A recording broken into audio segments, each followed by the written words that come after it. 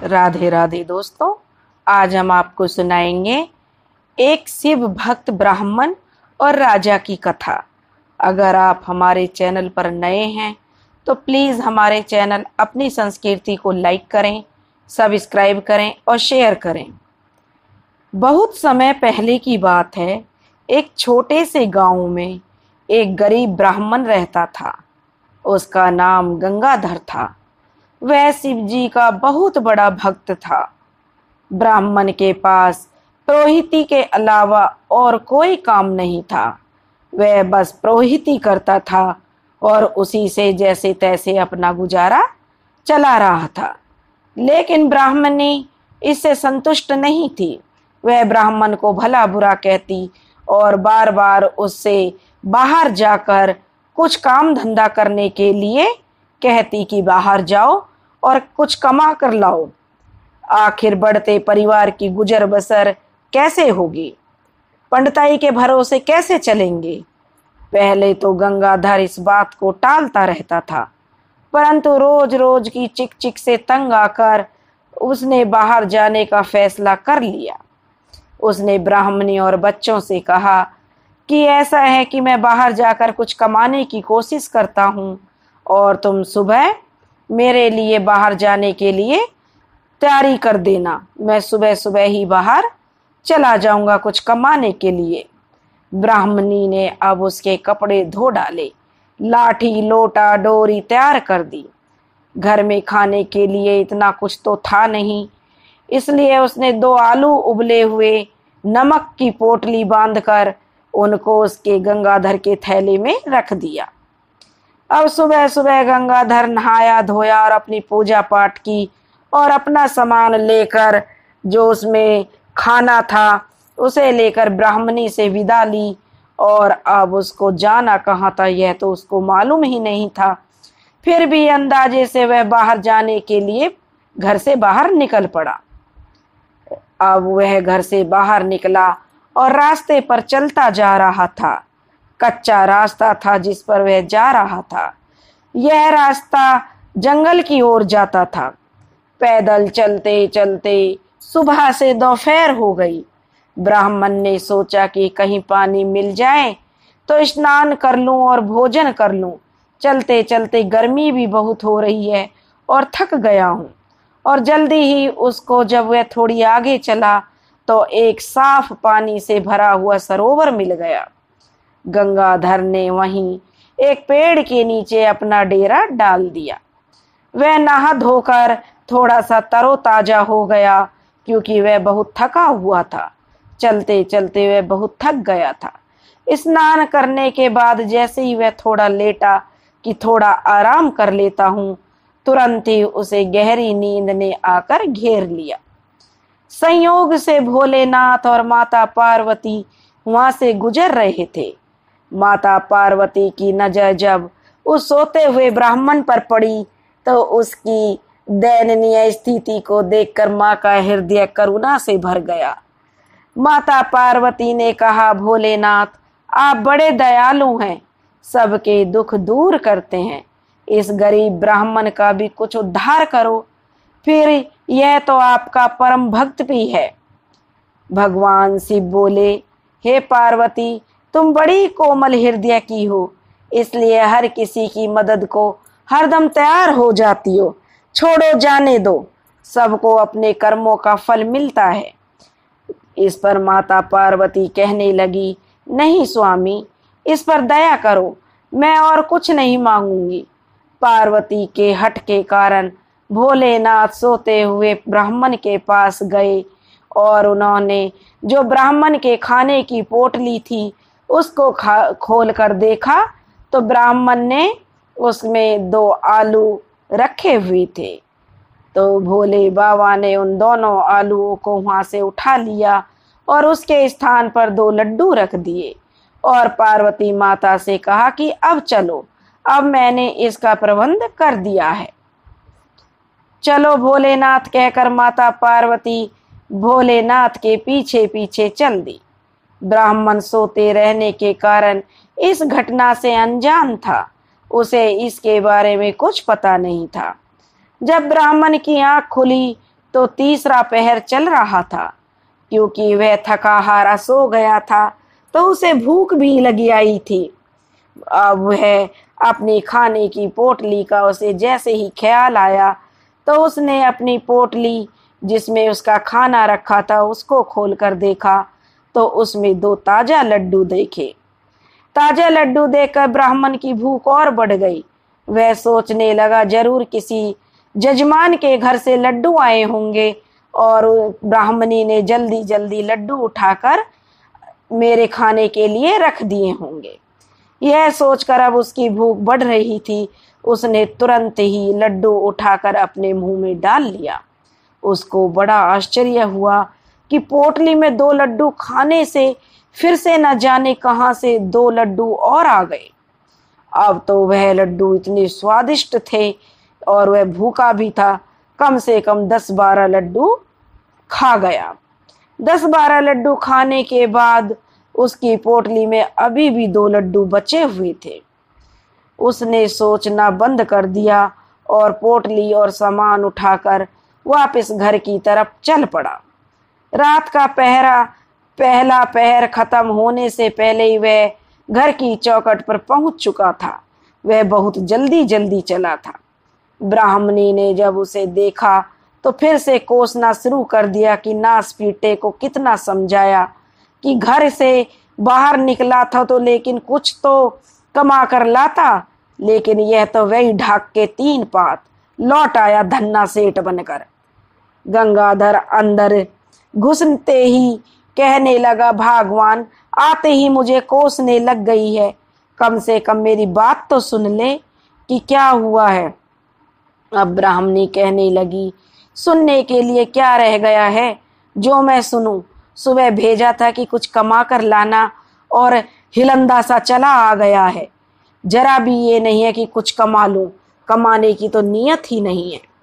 अब ब्राह्मण चुप रहा और अपनी पत्नी से कहा कि अपनी अपनी हाँकती रहेगी, कम से कम मुझे बोलने का तो मौका दे। देख मैं तेरे लिए क्या चीज लाया हूं, देखकर तू बहुत खुश हो जाएगी। और ब्राह्मणी कहने लगी, ऐसा कौन सा खजाना हाथ लग गया जो बल्लियों उछल रहे हो।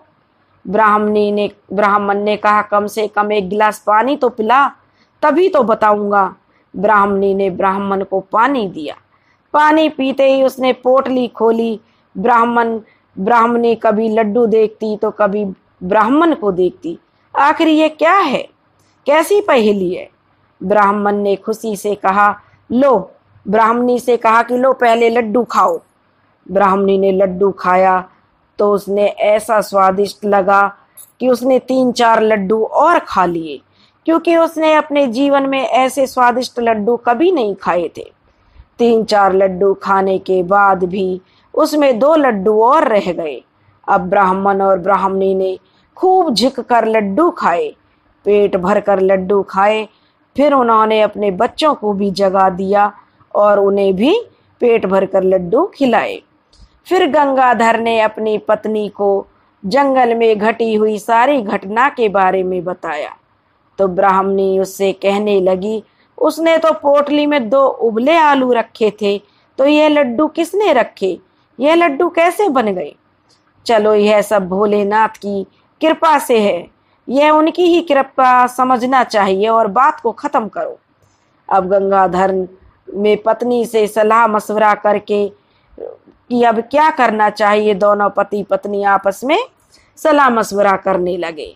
गंगाधर की जो ब्राह्मण की पत्नी थी वह कहने लगी कि हम एक हलवाई की दुकान खोल लेते हैं और लड्डू बेचने का काम करते हैं, जिससे कि हमारे कुछ आमदनी का जरिया बन जाएगा। अब जो ब्राह्मण था उसने हलवाई का जो एक बोर्ड टांग दिया और 1-2 दिन में ही उसे ऑर्डर मिलने शुरू हो गए। उसने तुरंत ही पूरे ऑर्डर कर दिए, जितने भी जिसने लड्डू मंगाए उतने उसने पूरे कर दिए। गंगाधर के लड्डू जो भी खाता वह उसकी तारीफ करे बिना नहीं रहता था, क्योंकि वे खाने में इतने स्वाद थे। ब्राह्मण ने अपनी पोटली को अंदर रखा था और इस राज को सबसे छुपा कर रखा था। फिर भी गांव वाले बड़े हैरान थे कि ब्राह्मण को किसी ने भी लड्डू बनाते नहीं देखा और ना ही कभी उसके घर से धुआं उठते देखा और ना ही कुछ सामान खरीद कर लाते हुए देखा।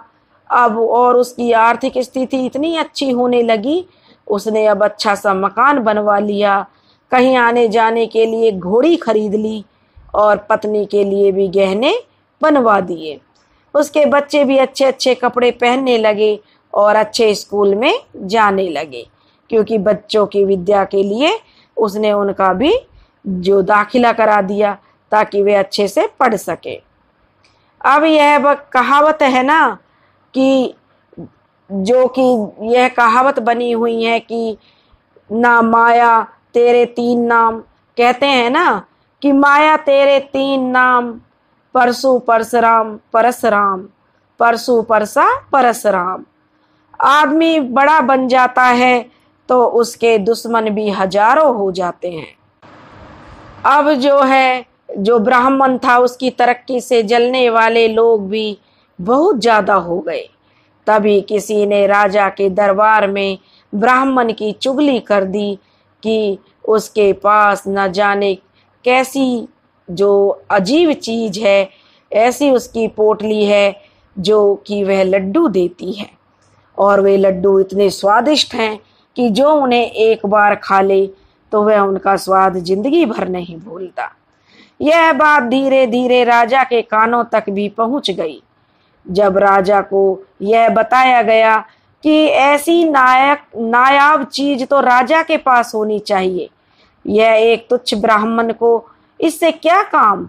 राजा ने सोचा कि उसका इतना बड़ा जो अमला है, जो वह इतने लड्डू रोज देती है, इससे तो रोज भंडारे चला सकते हैं।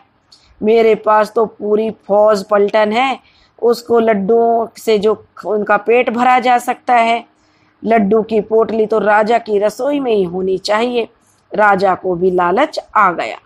राजा ने तुरंत अपने सिपाहियों को भेजकर ब्राह्मण को राज दरबार में उपस्थित होने के लिए कहा। गंगाधर राज दरबार में उपस्थित हुआ तो राजा ने पोटली की मांग रख दी। गंगाधर पहले तो ना नुकर करने लगा, लेकिन राजा की आज्ञा का उल्लंघन करना एक असहाय ब्राह्मण के वश की बात नहीं थी। मन मारकर ब्राह्मण ने पोटली राजा के हवाले कर दी। उसे पता था कि अगर वह पोटली नहीं देगा तो राजा उसके साथ बलपूर्वक उसे ले लेगा, उसे और उसके परिवार को सजा देगा, वो अलग। ब्राह्मण राज थे वह भी बेचारे जल्दी से उसने राजा को पोटली दे दी और वे जल्दी ही राजा से रंक बन गए। गंगाधर के पहले जैसे दिन हो गए। अब वह कोई काम करने लायक तो था नहीं। जो थोड़ी बहुत जमा पूंजी थी वह भी खर्च हो गई।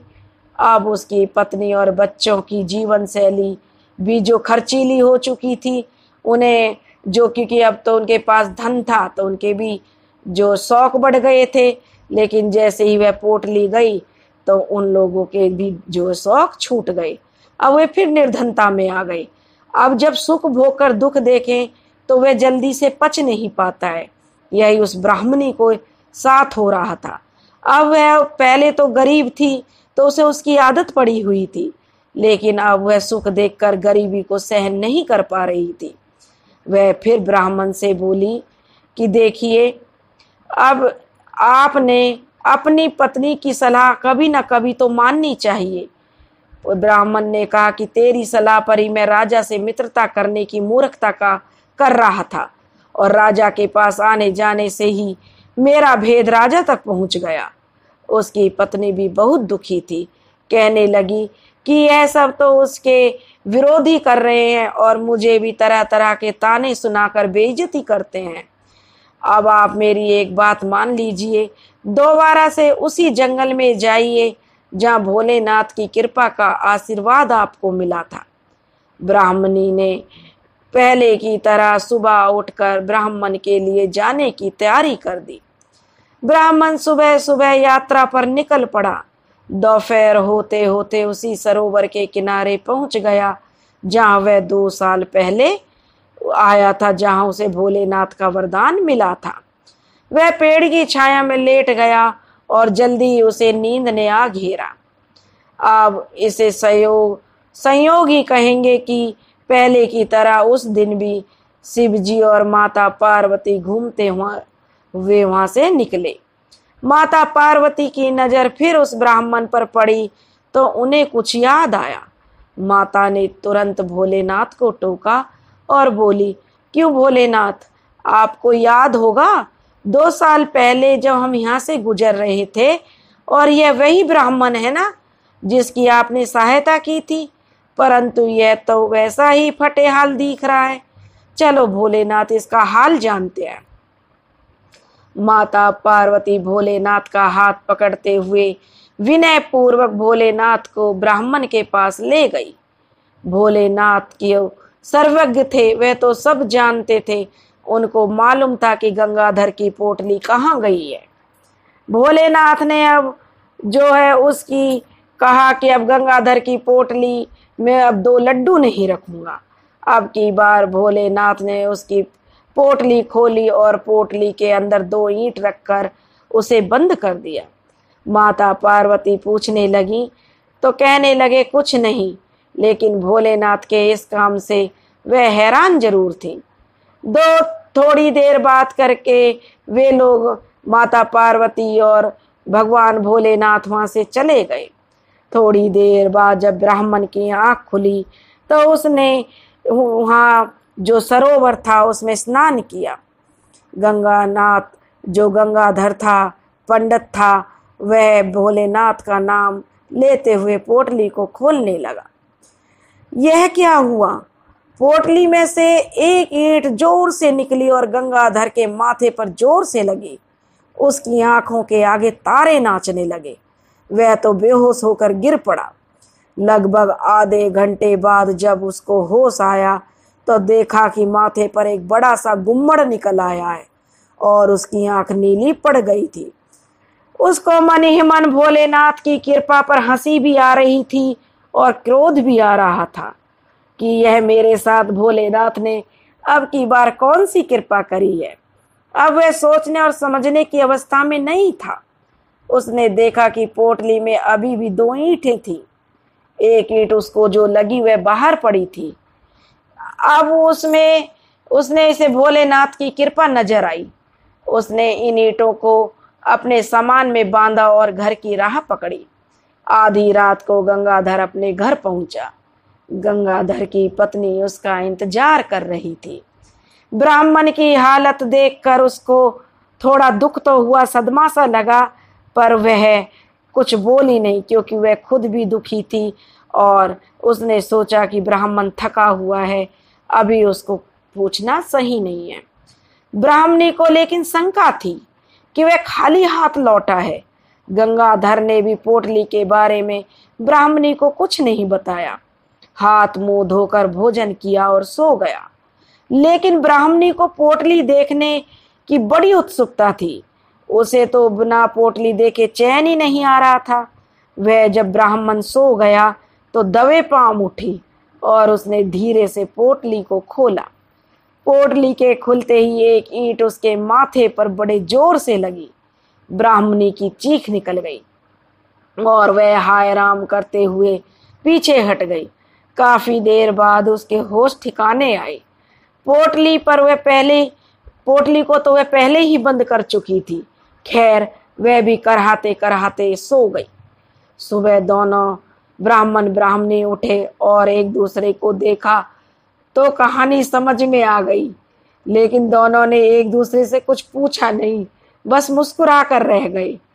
अब एक दिन में कुछ स्वस्थ होने पर गंगाधर के ने अपने दिमाग के घोड़े दौड़ाए, क्योंकि अब कल उसको चोट लगी थी एक दिन पहले और आज वह थोड़ा ठीक था। तो वह अपने दिमाग से सोचने लगा कि भोलेनाथ की इस कृपा का क्या कारण है, इसका क्या उद्देश्य है जो भोलेनाथ ने अब की बार मुझे वरदान में ये ईंटें दी हैं। इतना सोचने लगा कि भोलेनाथ ने 2 लड्डू ना देकर 2 ईंटें क्यों दी। वह पोटली को गांव के बाहर सुनसान जगह पर ले गया। उसने भोलेनाथ का नाम लेकर पोटली का मुंह अपने मुंह से दूसरी तरफ खोल दिया। लेकिन वह बहुत ही आश्चर्यचकित हो गया यह सीन देखकर कि पोटली में से लगातार ईंटें तेजी से उल्टी दिशा में निकल रही थी। उसने धीरे से पोटली का मुंह बंद कर दिया। पोटली में अभी भी 2 ईंटें थीं। अब उसे भोलेनाथ की कृपा का एहसास हो गया और इस लीला का वह उद्देश्य भी समझ गया था कि युद्ध जो भी है अपना हक छीन लेना चाहिए, किसी को भी अपना हक नहीं देना चाहिए। जो हमारा है उस पर हमारा अधिकार है। यह बात अब ब्राह्मण की समझ में आ गई थी। वह समझ गया कि हाँ, राजा से युद्ध करके ही अपनी पोटली वापस लेंगे। गंगाधर ब्राह्मण चुपके से पोटली लेकर वापस अपने घर आ गया। अब उसने राजा के पास एक संदेशा भिजवाया कि राजा साहब, लड्डू वाली पोटली मुझे वापस लौटा दीजिए और आधा राज्य भी दे दें, अन्यथा मुझसे युद्ध करें। राजा को उसका यह संदेशा बड़ा अटपटा लगा और राजा को गुस्सा भी बहुत आया। उसने 10-12 सिपाहियों को उसे पकड़कर लाने को कहा। सिपाही बड़े जोश के साथ उसके घर आए और गंगाधर को बाहर निकलने के लिए ललकारने लगे। गंगाधर तो पहले से ही तैयार बैठा था। उसने पोटली को घर के ऊपर सेट कर रखा था। उसने पहले तो सिपाहियों को वापस लौटने की सलाह दी, लेकिन जब वे नहीं माने और अपनी फौजदारी पर आ गए और गंगाधर को डांट धमकाने लगे, डर दिखाने लगे, तो गंगाधर ने पोटली का मुंह उनकी ओर खोल दिया। अब क्या था, लगी ईंटें बरसने। सिपाही बेचारे लहूलुहान हो गए और दुम दबाकर पीछे की तरफ भागे। लगभग 200 मीटर तक ईंटें उन पर बरसती रहीं और सिपाही भागकर अपनी जान बचाते रहे। अब सिपाही भागकर राजा के पास पहुंचे और सारी राम कहानी राजा को सुनाई कि एक ऐसी लड़ाई जो एक तरफा लड़ाई है, हमने कभी नहीं देखी और ना ही कभी सुनी है कि ईंटें अपने आप ही हमारे ऊपर बरस रही हैं। ऐसा तो हमने आज तक कहीं नहीं देखा। राजा ने अब अपने मंत्रियों को बुलाया और उनके साथ बैठक की, उनसे मंत्रणा की और अपना जानकारी लेने लगे कि अब आगे क्या करना चाहिए।